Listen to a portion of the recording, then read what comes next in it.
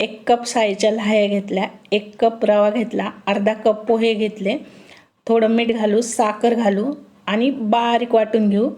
आता इथे 1 तास मेथ्या मी आधीच भिजत घातल्या होत्या, त्या घालून घेऊ आणि 1 कप दही घालू आणि पाणी घालू, चांगलं बारीक वाटून घेऊ। दह्याच्या ऐवजी ताक वापरलं तरी चालेल तुम्ही। आता हे चांगलं बारीक करू परत पाणी घालून। आता हे काढून घेऊ पीठ आणि 15 ते 20 मिनटं असंच ठेवू झाकण। 15-20 मिनिटांनी अर्धा चमचा इनो घालू आणि चांगलं फेटून घेऊ 5-10 मिनटं।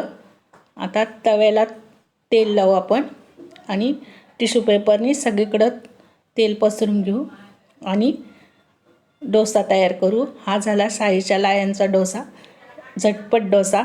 रेसिपी आवडली असेल तर लाईक करा, शेअर करा। रेसिपी बघितल्याबद्दल धन्यवाद। आत्तापर्यंत ज्यांनी सबस्क्राईब केलं नाही त्यांनी सबस्क्राईब